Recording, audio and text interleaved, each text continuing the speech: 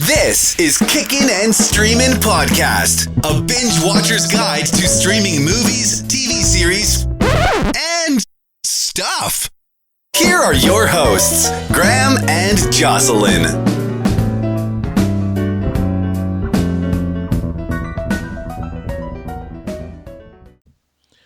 Right, so Jojo, what is the first one we have for today?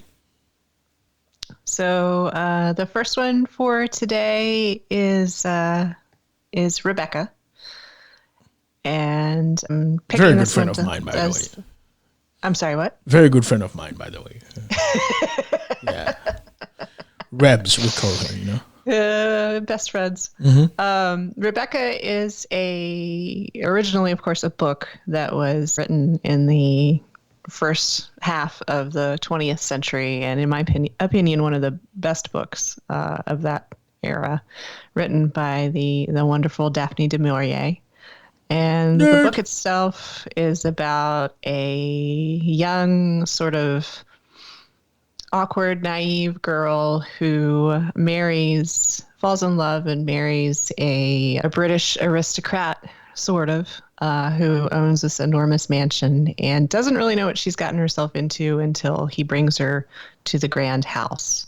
Mm-mm. And Rebecca is not really a character in the book in the true sense of the word. Rebecca is the first wife of the English aristocrat, whose name is Maximum de Winter. And she essentially dominates the entire book and the entire story. It is the story of almost a true ghost in the supernatural sense, but also in the sense of past relationships and how jealousy can eat you alive, and how people are seen through their own lens of what they want them to look like. Juicy. So the Rebecca is described in such entirely different ways by all of these people who knew her to the new Mrs. de Winter, and you know she's wonderful and she's marvelous and she's the most beautiful woman you've ever seen, and all kinds of fascinating things. So there's a very like a psychological meaning to this book there's so much to unpack. But so there's been many movie adaptations of it. One that I think that most people have heard of, at least, would be the one by Alfred Hitchcock from 1940. And that one stars Sir Laurence Olivier and Joan Fontaine. And it stars Judith Anderson as Mrs. Danvers, who's also an important character. However, it's not... It is my least favorite adaptation of this novel.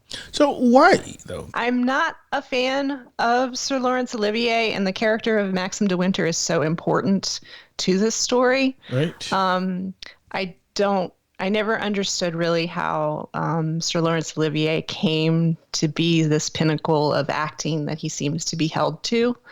And he just, to me, does not capture the pathos of this character and the very cruel side of this character as well. And Joan Fontaine this is one of her first, I think it's her first large movie starring role.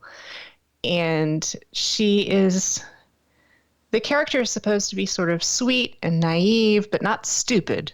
And she's supposed to be sort of plain, not hideous or anything, but just a little bit mousy, maybe is the best way. Mm-hmm. And Joan Fontaine is none of those things. She's trying very hard, but it's like you can see in the acting every so often she's like, oh, wait a minute, I'm not supposed to be beautiful.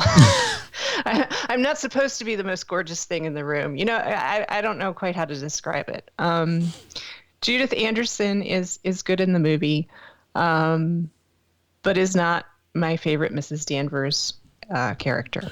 The reason I picked this one to talk about, though, is because Netflix just released a version, an adaptation of this, also, of course, called Rebecca. And I think it's kind of in the public consciousness at the moment. So I did watch that one as well. I had high hopes for it. Again, going to have to say it's not my favorite adaptation. It stars Armie Hammer and a few other people that I can't remember the name of. Kristen Scott Thomas is in it. She does a wonderful turn as Mrs. Danvers. It's a beautiful film.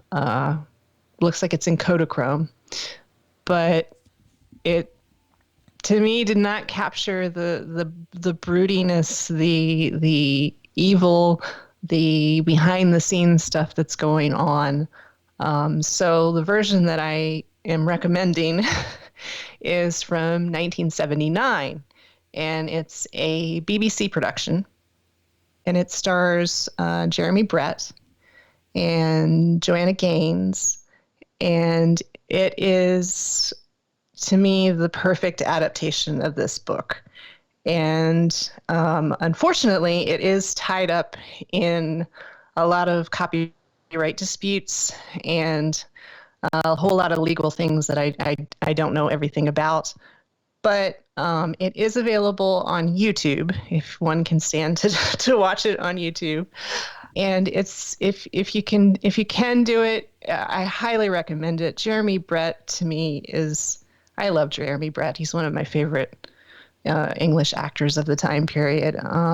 He's a perfect Maxim de Winter. Anna Massey is delightfully creepy as Mrs. Danvers.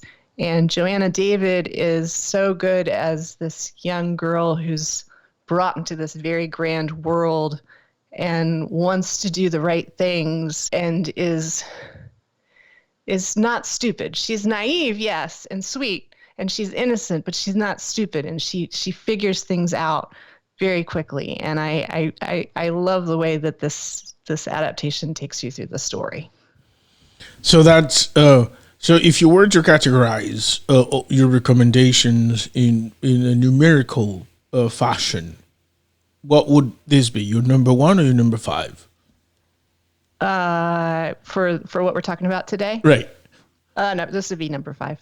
Number 5. All right. So this version of 1979 was do you know who directed? Let's see. It was directed by Some dude. Simon Langdon. Right. He did the 95 version of Pride and Prejudice, which is much loved. Yeah. He did Smiley's People, which was good. He's still directing. He did an episode of Foyle's War, so he has a great pedigree behind him. Great pedigree is what we are looking for. So Rebecca is only available on YouTube. Yes. And who doesn't like YouTube? You know what I mean?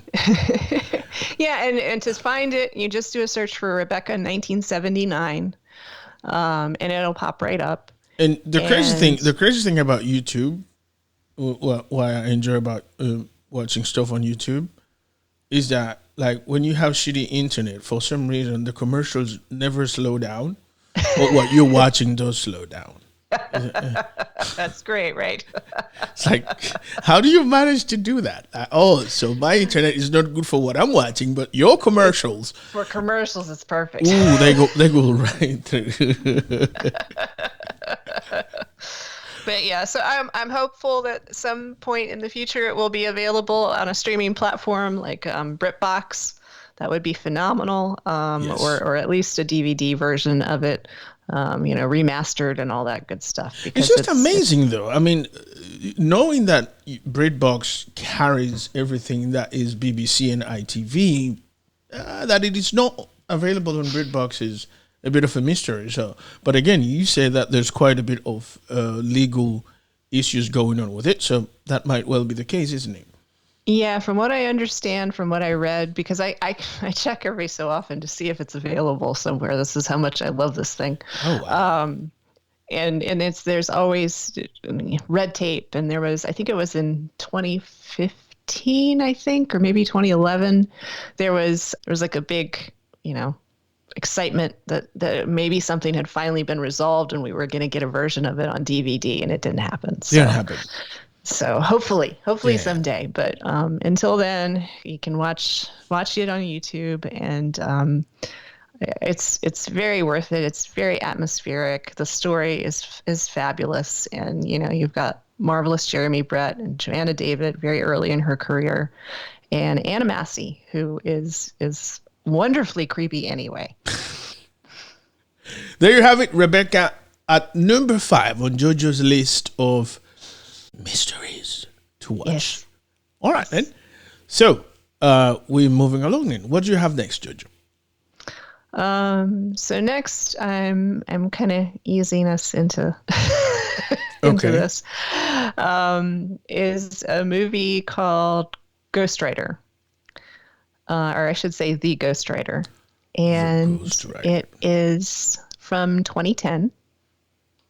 It is available on Amazon Prime, and this is also based on a book. I read the book and loved the book and thought this Okay, go on. this would yes, very much so, and thought it would make a great movie, which I don't typically think about books, movie versions, but I thought this could be a really, really good movie. And obviously somebody else thought so, and Roman Polanski actually made this. And it stars Ewan McGregor and Pierce Brosnan, Olivia Williams, Kim Cattrall, Jim Belushi. And it is also a very, I'm going to have used this word too much, but it's very atmospheric.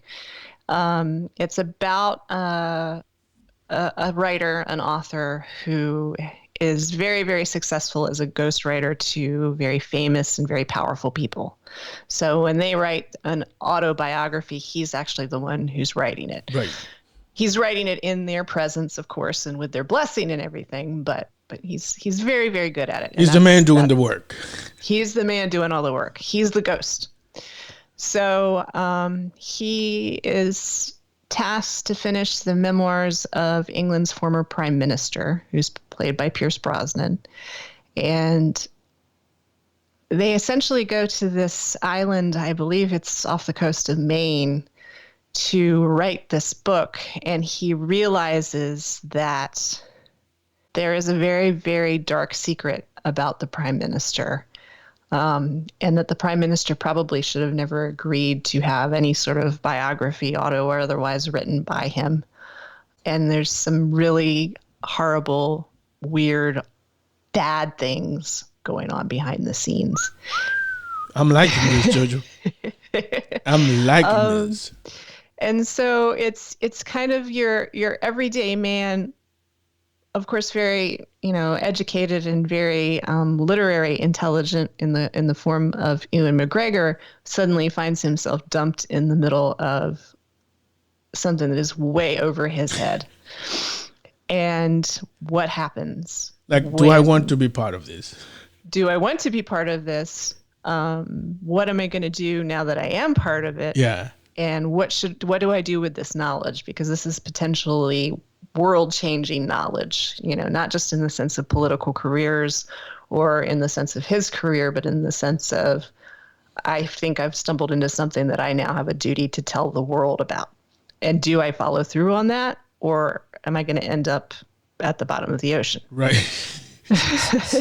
So like I said, it's very atmospheric in the sense of there's fog and they're in the middle of nowhere, and it's just a great little movie, a great little creepy movie to watch, and the ending is brilliant. I can see what you're saying about the atmosphere in the sense that you can't help but think of there's something quite scenic but also creepy about Maine. I've never been to Maine, but there is do you know how there is always this piece of land in between one country and another that is called land of nobody? Yes. Meaning that is so much on the border that no one can claim it, but and I feel like Maine is that between the United States and Canada. I agree. I've never been to Maine either. But I agree. I feel like it has its own mysticism or something about it. Yes. There's something about this whole New England area that lend itself for mysteries and all kinds of weird stuff. But Stephen King lives in Maine, doesn't he? Or doesn't he set a lot of his works in Maine? I know that's exactly why I think there is like a fountain of creepiness, because I do know that Stephen King lives in those areas. I couldn't say exactly if it's Maine, but I know in some of the creepiest stories in books, especially by American authors, somehow find themselves happening in those in those areas. I mean, it's either it was in New Orleans or it was somewhere in the New England something. But yes. Having said that, I think this is a movie that I want to actually watch now. So I highly recommend it. Yeah. I highly recommend it. It's a very, I don't think it made any sort of splash or anything when it came out in 2010. I think it kind of came out and quietly went away again, but it's very, very much worth the time to watch. Oh yeah, I'm on it. And today is kind of a good day for that, isn't it? It is. It's kind of a gloomy day. It's Yeah. a good day. But yeah, it's on Amazon Prime. So the movie is called The Ghostwriter. The Ghostwriter on Amazon Prime or Prime Video, whatever you want to call it. Whatever. All right. The So, Amazon thing, what shows TV. so that's on number 4 on JoJo's list. JoJo's list of creepy movies. I think that's what his episode should be called. JoJo's list of mystery murders. All right. I did it for the second time. Yes. There's going to be at least 5 times of that during the show. So That's good. bear with Good us. stuff. Seriously, bear with us. Right. So let's move on to number 3. All right. So I'm going a little bit weird with this one. You mean weirder? Weirder, yes. We'll go a little bit weirder. So this is, I'm not sure how many people have heard of this movie or watched this movie. I don't know if it has like a cult following or whatever. So this one is called Delicatessen, and it's from 1991. Oh. And it is from the director who did the much beloved happy movie, Amelie.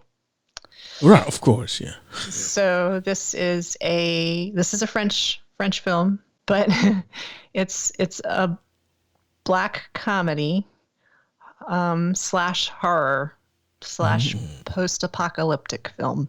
Oh wow. Okay. Now I get the I'm gonna go weird shit.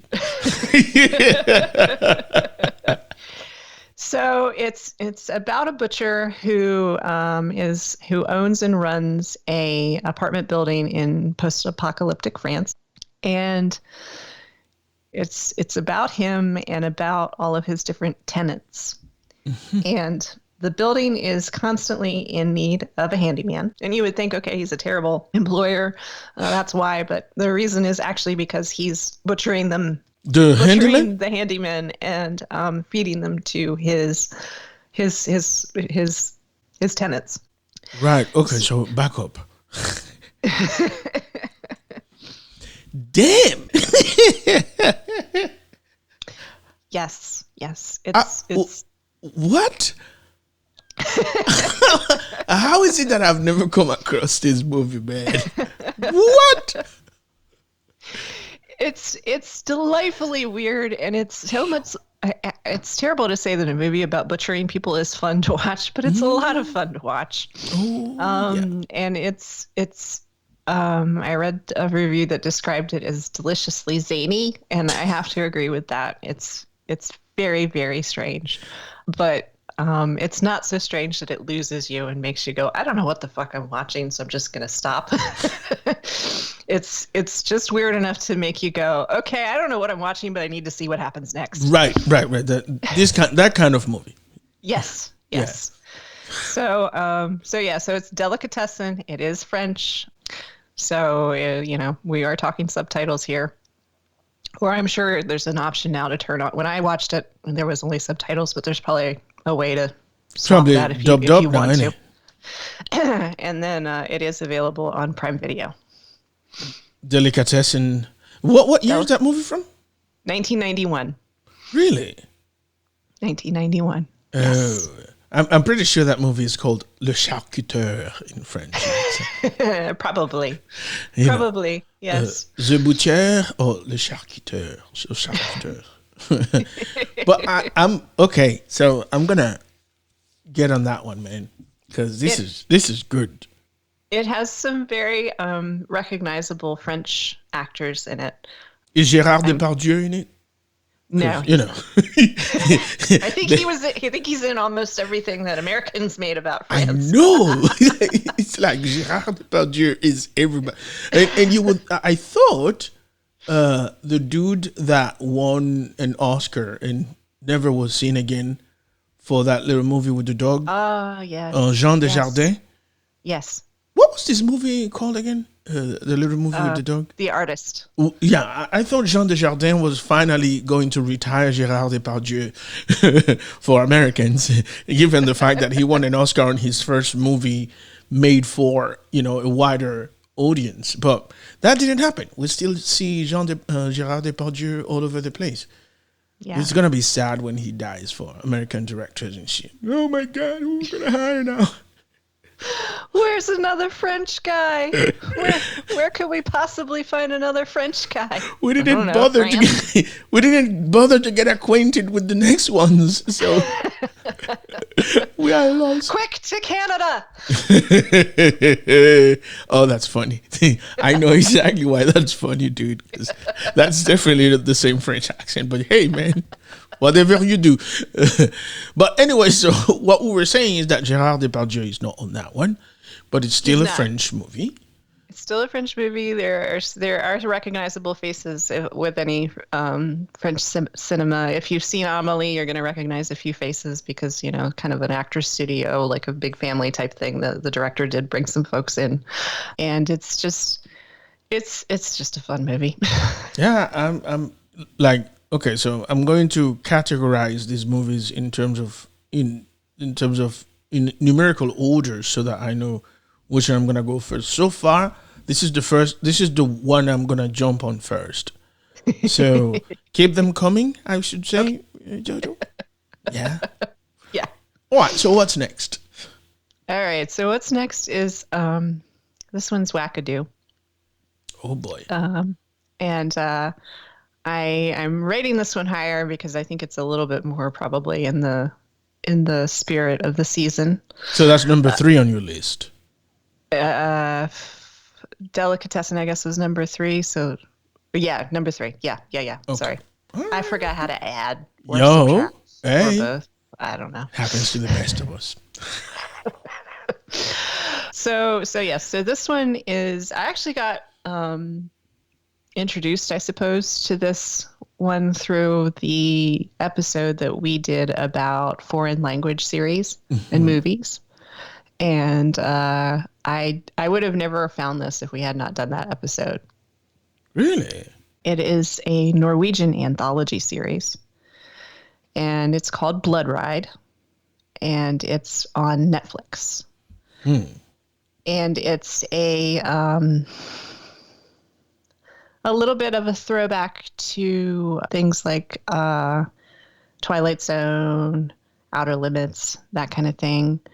But it has a very Scandinavian feel and twist on things, which is interesting. So again, there's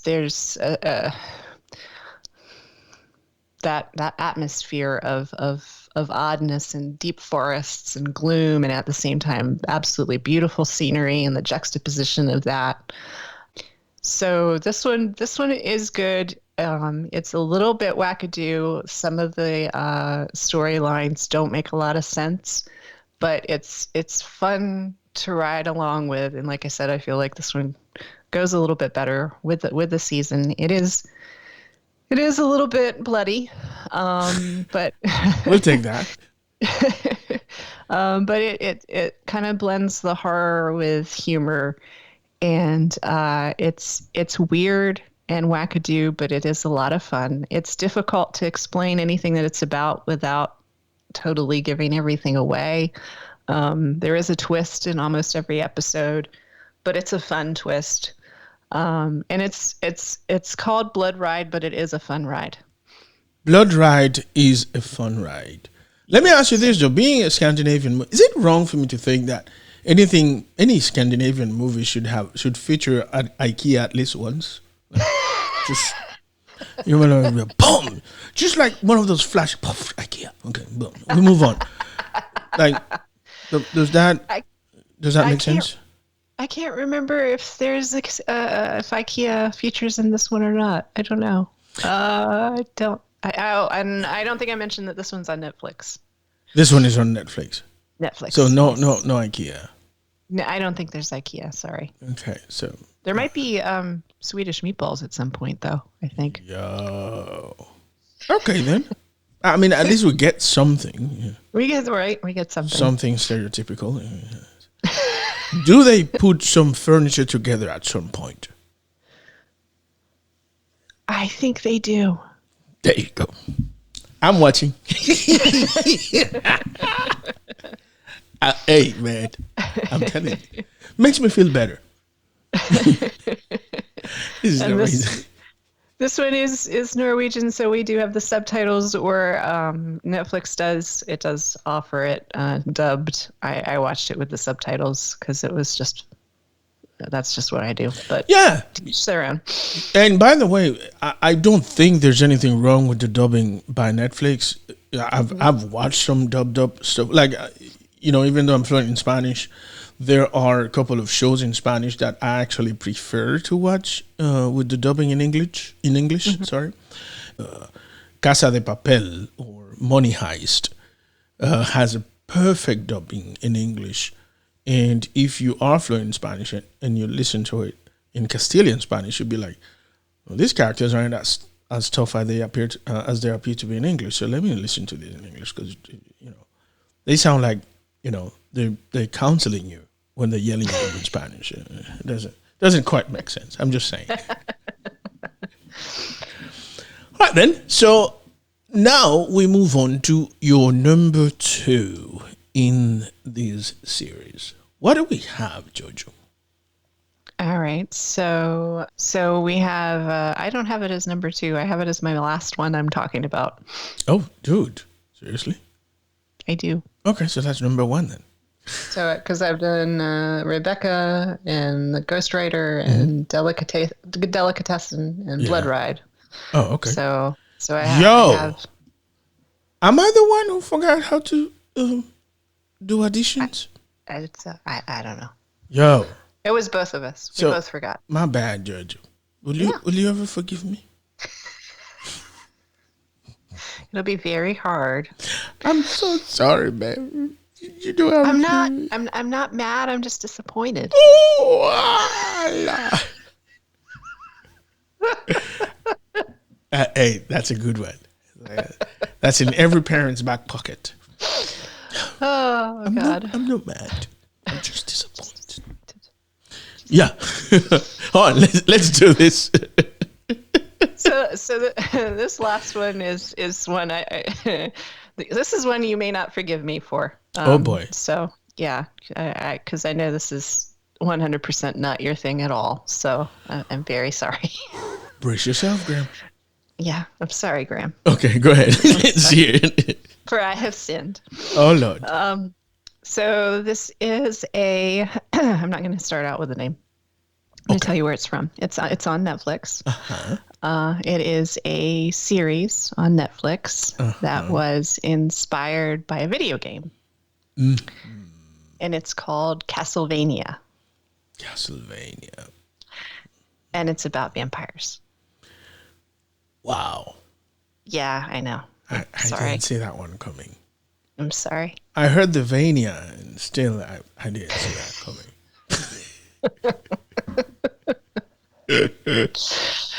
Come on, lay it on me, Jojo. Let me see what you got for me with this one.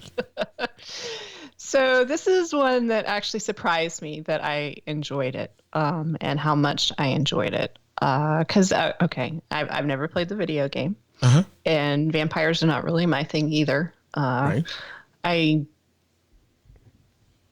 But this is very, very, very good. It's an animated series, and it's drawn in the anime style, but it's not anime. It's not an Asian production. It's just the style. It's just the style of the drawing. There's 3 seasons of it. There's 22 episodes, but each episode is something like 15 minutes long, to 20 minutes long.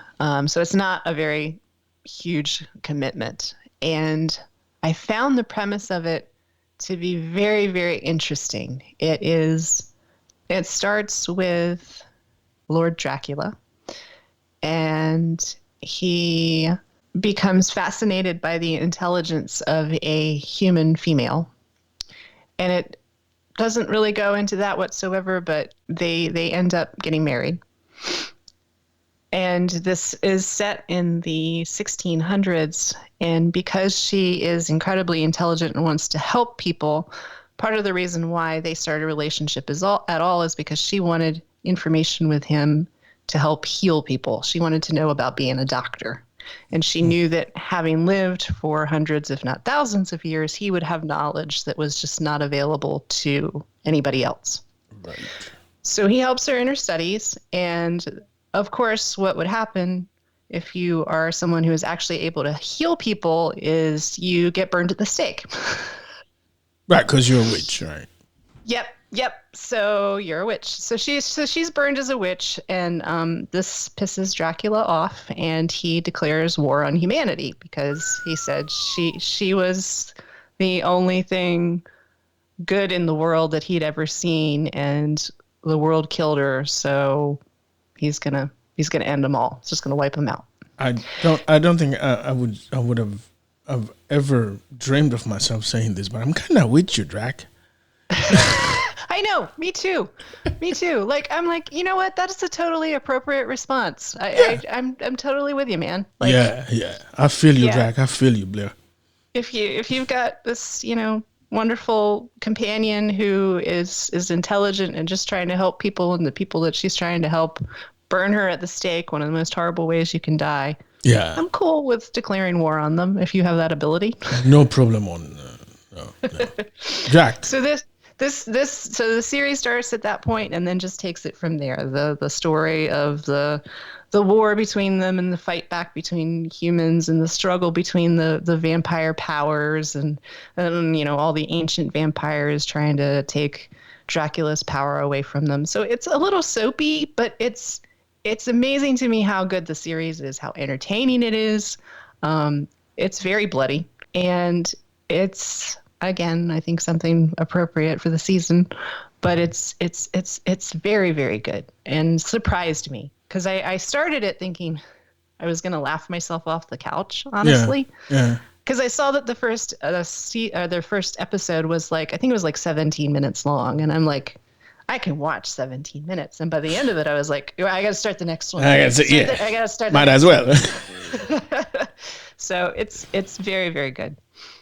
Yeah, I mean, the premise is fascinating, and I can see myself actually watching this, to be honest with you. So I was surprised to find myself watching it. It has a great voice cast too: Richard Armitage, Alejandro Reynoso, James Callis, Graham McTavish. So the voice cast is great too.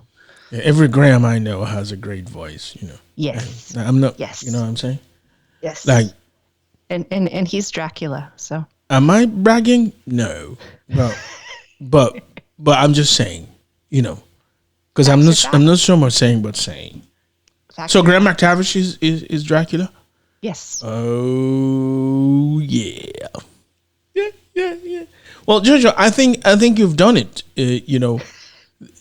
It's so terrible that every year somehow the entire thing falls on your shoulder, and all I do is just pretty much go and watch whatever you say, But I don't find myself, just when I'm scrolling around, finding something mysterious or scary to watch, because I think it's a natural bias of mine. Like, yeah, no, a lot of things scares me because I'm from Haiti. So I'm not gonna get scared. I'm just gonna laugh my behind off. Yeah. So Yeah. why do that? Might as well watch something a bit more, whatever. But I am interested in every single one of the movies and series that you've recommended, and I'm gonna go ahead and do the deed. Again, this is the season for this kind of thing, and I have some scary candies, like with peanut butter and stuff in it. That's scary. Yeah. That's what I'm saying. Spoopy. So we're gonna go ahead and do that. I am ever so grateful to have you as a co-host, because you know your stuff, man. That's. Thank you very much for the compliment. I'm glad serious. that you're your you're stuff. interested. I'm glad. You know your I'm glad stuff. that you're not over there internally going, "Oh my God, what is she talking about?" Oh, get out of here, man. Why, Lord? Why? Why did I invite her to do this again? Nah, Jaja, you are magnificent at all of this podcasting thing, man. I don't want to do this with anybody else, so fuck that. And so here you have it. A list of 5 fantastic movies and series, not necessarily bloody, gory, scary shit, but good murder mysteries, and some of it a bit bloody, isn't it? Yeah. But Yeah, Castlevania and Blood Rider are definitely bloody. Delicatessen could be a little bit bloody, and maybe a little more atmospheric in the terms of Ghost Rider and Rebecca. Huh? But kind of in the spirit of the things. So Jojo gives you 5 choices, and the choices aren't binary, so you can go through all of them. It's not an either or. Just watch all of them. And here's the thing: if you do have your own list of things to watch during this period of the year, you can certainly suggest them. You can certainly go on and tell us, right, why those movies are important to you. Are important to you in the sense of, something to watch during Halloween. And you can do those comments either with us on Twitter or on Instagram. Also on our comment section in the YouTube channel. So Yes. before we go, of course, we have to invite you to subscribe and, hit the little bell so that you can get notifications when our new episodes are posted. That is, if you watch, for those of you watching on YouTube. Yes. I watched somebody on YouTube who says you need to smash that bell. Smash it. Smash that bell. Yeah, hit it. Join the conversation on our Facebook group, which is right there for you. It's Kicking and Streaming Podcast Facebook group, so you'll find it. Follow us on Instagram, follow us on Twitter, and on Pinterest also. You will find Jocelyn on Instagram as Jocelyn Podcast. And for me, you'll find me as Mr. Puzzetta, MRPUZZETTA. So, for me and for Jocelyn, believe it or not, this is what is going to be here. It's a wrap, isn't it, Jojo? That's right. Right then. Thank you, everyone. You've been everybody. great. Yes. Bye. Yay.